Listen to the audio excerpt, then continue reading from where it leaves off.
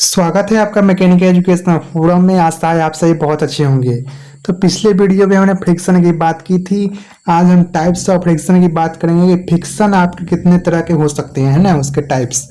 तो देखिए, फ्रिक्शन के आपके यहाँ पे 6 टाइप्स लिखे हुए हैं। एक है आपका static friction, kinetic friction, rolling friction, sliding, dry friction और फ्लूइड फ्रिक्शन।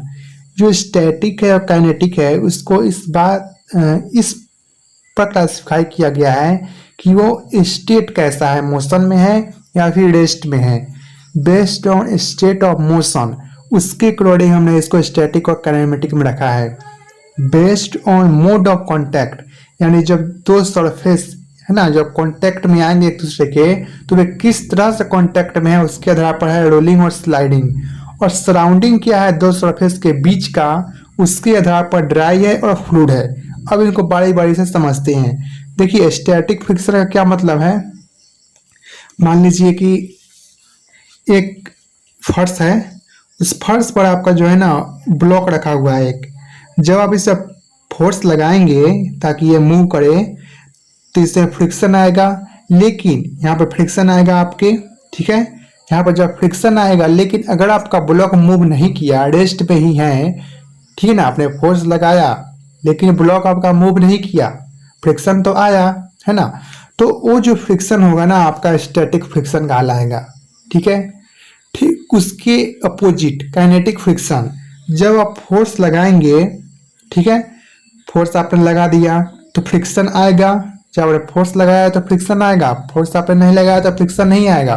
जब आपने फोर्स लगाया और फ्रिक्शन आया, लेकिन आपका जो ब्लॉक है ना उस फोर्स की वजह से मूव कर गया आगे की तरफ, यानी बॉडी मोशन में आ गया, तो वहां पर जो फ्रिक्शन आएगा ना वो आपका काइनेटिक फ्रिक्शन होगा। रोलिंग फ्रिक्शन देखिए, मान लीजिए कि फर्श है, ठीक है, और यहाँ पर ब्लॉक रखा हुआ है। अब इस ब्लॉक और फर्श इस तरह से जुड़ा हुआ है कि बीच में ना आपका रोलर है। जैसे गाड़ी आप देखते होंगे ना, गाड़ी का चक्का, तो आपका एक ये बॉडी है, एक ये फर्श है, इसके बीच में रोलर है। तो रोलर के साथ ये फ्रिक्शन में आएगा, यहाँ पर फ्रिक्शन होगा। तो यहाँ पर जो फ्रिक्शन हुआ ना, यहाँ पर और यहाँ पर जो फ्रिक्शन आ रहा है, ये फ्रिक्शन आपका रोलिंग फ्रिक्शन कहलाएगा कि हमने यहाँ पे रोलर लगा दिया है। ठीक है, स्लाइडिंग फ्रिक्शन का मतलब होता है कि इस स्लाइडिंग फ्रिक्शन यही वाला था। देखिए, एक फर्श है, इस पर ब्लॉक रखा हुआ है, जब इसे फोर्स लगाएंगे तो ये ब्लॉक इस फर्श पर स्लाइड ही तो करेगा, ठीक है ना। जैसे एक ये सरफेस हुआ, एक ये सरफेस हुआ, ये स्लाइड कर रहा है ना, ये स्लाइड कर रहा है, तो यहाँ पर जब फ्रिक्शन आएगा इन दोनों के बीच में वो स्लाइडिंग फ्रिक्शन होगा। ड्राई फ्रिक्शन देखिए क्या होता है, अगर दो सरफेस आपका इस तरह से जुड़ा हुआ है, एक ये सरफेस मान लीजिए और एक ये सरफेस मान लीजिए, ये इस तरह से जुड़ा हुआ है कि बीच में ना सूखा सूखा है, ठीक है ना, ड्राई है, सूखा है। जैसे अभी का जो मेरा हाथ ये है, एक ही हाथ ये है, इस पर रखा हुआ है, तो बीच में सूखा है ना, ड्राई है, तो यहाँ पर जो फ्रिक्शन आएगा वो ड्राई फ्रिक्शन कहलाएगा। ये जो ब्लॉक रखा हुआ था, यहाँ पर अभी कुछ नहीं था इस ब्लॉक और इस फर्श के बीच में, तो ये आपका ड्राई फ्रिक्शन था। यहाँ पर जो फ्रिक्शन आया उसको ड्राई फ्रिक्शन बोलेंगे।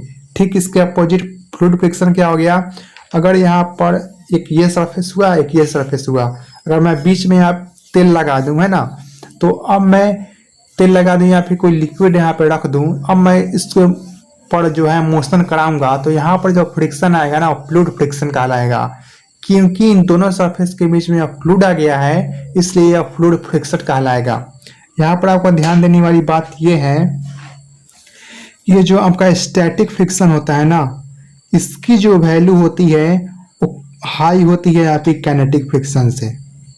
काइनेटिक फ्रिक्शन से हाई होती है, क्योंकि ये स्टैटिक फ्रिक्शन है।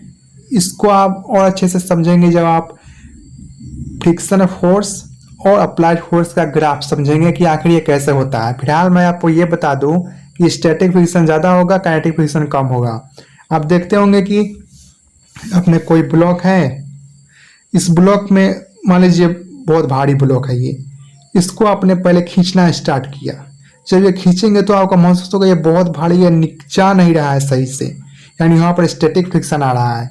लेकिन जैसे ही ये ब्लॉक मूव करने लगेगा ना, तो आपको महसूस होगा कि ब्लॉक पहले की तुलना में अब हल्का हो रहा है हाँ, हल्का महसूस होगा आपको। तो वहाँ पर मोशन में आ चुका है ब्लॉक, यहाँ पर जो फ्रिक्शन आ रहा है अब वो काइनेटिक है। तो इसे समझिए ये स्टैटिक वाला हाई था, काइनेटिक वाला कम आ रहा है, ठीक है, और वही फ्रिक्शन है आपका, ठीक है ना।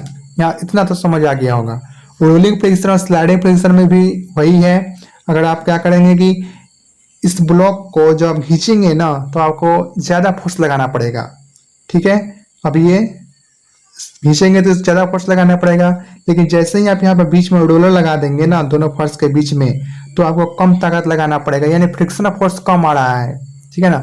जो आपका मोशन जो है उसको अपोज कम कर रहा है, यानी रोलिंग फ्रिक्शन की वैल्यू भी आपकी कम होती है स्लाइडिंग फ्रिक्शन के तुलना में। तो ये जो रोलिंग फ्रिक्शन होता है ना, ये जो आपका स्लाइडिंग फ्रिक्शन है इसकी वैल्यू ज़्यादा होती है रोलिंग फ्रिक्शन के कंपेयर में।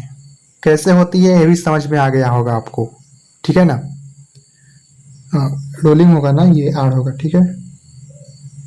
ठीक उसी तरह ये ड्राई फ्रिक्शन और फ्लूइड फ्रिक्शन में देखिएगा, यही एग्जाम्पल ले रहा हूँ, देखिए यही इतना ही एग्जाम्पल मैंने आपको सब समझा दिया।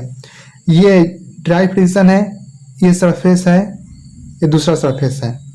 जब इस ब्लॉक को खींचेंगे तो आपको ज़्यादा फोर्स लगाना पड़ेगा, लेकिन जैसे ही बीच में आप अपना तेल रख देंगे या फिर कोई लुब्रिकेंट लगा देंगे तो आपको कम फोर्स लगा कर ही आप इसको खींच पाएंगे, ठीक है ना, क्योंकि यहाँ पर फ्रिक्शन कम हो गया। जैसे देखिए फ्रिक्शन को कम करने का तरीका है कि यहाँ पर कोई लिक्विड रख दीजिए, लुब्रिकेंट लगा दीजिए, कोई ऑयल लगा दीजिए, आपका फ्रिक्शन कम हो जाएगा। हमारे गाड़ी में जो होता है ना, लुब्रिकेंट डालकर ही तो हम मूविंग पार्ट्स को के बीच में लुब्रिकेंट डालते हैं ताकि वो अच्छे से स्मूथ चलता है।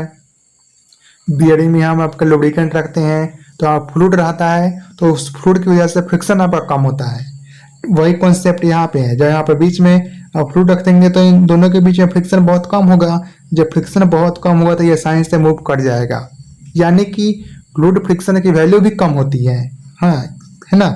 तो यहाँ पर भी इसको आप नोट डाउन करके लिख लीजिए, ये जो ड्राई फ्रिक्शन की वैल्यू होती है ना, ये ज़्यादा होती है आपके फ्लूइड फ्रिक्शन के कंपेयर में। इतनी बात क्लियर हो गई है ना। आई थिंक आपको इतनी बातें क्लियर हो गई होगी, समझ आ गई होगी। कोई भी डाउट रह गया है तो कमेंट सेक्शन में जरूर बताइएगा, है ना। मिलते हैं नेक्स्ट वीडियो में आपके, तब तक के लिए गुड बाय, थैंक यू।